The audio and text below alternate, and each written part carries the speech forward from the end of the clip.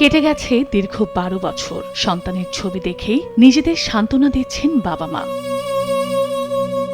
২০১৩ সালের ৬ মার্চ নারায়ণগঞ্জ শহরের শায়েস্তা খান রোডের বাসা থেকে বের হয়ে নিখোঁজ হয় স্কুল শিক্ষার্থী তানভীর মোহাম্মদ ত্বকি। ৮ মার্চ শীতলক্ষ্যা নদীর কুমুদিনী খাল থেকে উদ্ধার করা হয় তার লাশ। এ ঘটনায় সদর মডেল থানায় হত্যা মামলা করেন ত্বকির বাবা। পরে তদন্তের দায়িত্ব র্যাবকে দেয়া হলে জড়িত সন্দেহে গ্রেফতার করা হয় ৫ জনকে। তাদের মধ্যে ২ আসামি ইউসুফ হোসেন লিটন ও সুলতান শওকত ভ্রমর স্বীকারোক্তিমূলক জবানবন্দিও দেয়, যেখানে তৎকালীন সংসদ সদস্য নাসিম ওসমানের ছেলে আজমেরি ওসমানের সংশ্লিষ্টতার তথ্য বেরিয়ে আসে।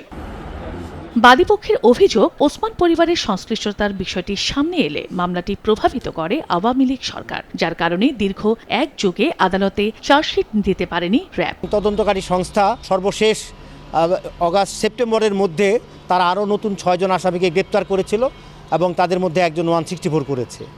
কিন্তু তারপরে আমরা দেখছি যে অভিযোগপত্রটি দাখিল হয়নি এখনো পর্যন্ত।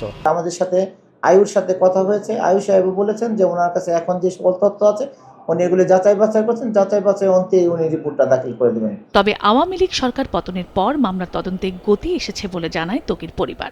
জুন মাসের ৩ তারিখ শেখ হাসিনা সংসদে দাঁড়িয়ে যখন বলেন যে আমি ওসমান পরিবারের পাশে আছি, আমি তাদের দেখে রাখবো, ঠিক ওই সময় থেকেই তদন্তটা সম্পূর্ণ বন্ধ হয়ে যায়। এই হত্যার নির্দেশদাতা শামীম ওসমান, তার ছেলেটার সাথে জড়িত এবং অন্যান্য যারা এগুলোর সাথে জড়িত সবাইকে এটার সাথে যুক্ত করে একটা পূর্ণাঙ্গ অভিযোগপত্র এবং ত্রুটি মুক্ত একটা অভিযোগপত্র যাতে তৈরি করে আদালতে জমা দেওয়া হয়।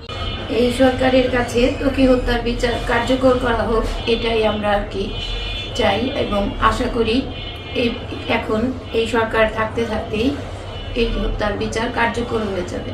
র্যাব বলছে, গত বছর আগস্টের পর মামলায় আরও ৬ জনকে গ্রেফতার করা হয়েছে। আমাদের যে প্রচেষ্টা থাকবে অতি সত্বর, আমরা গুরুত্ব সহকারে তদন্তটা কার্যক্রম পরিচালনা করছি। তদন্ত শেষ হলেই আমরা চার্জশিটটা দিয়ে দিব। ত্বকি হত্যা মামলায় এখন পর্যন্ত গ্রেফতার ১১ জনের মধ্যে ৩ জন আদালতে স্বীকারোক্তিমূলক জবানবন্দি দিয়েছেন। সময় সংবাদ, নারায়ণগঞ্জ।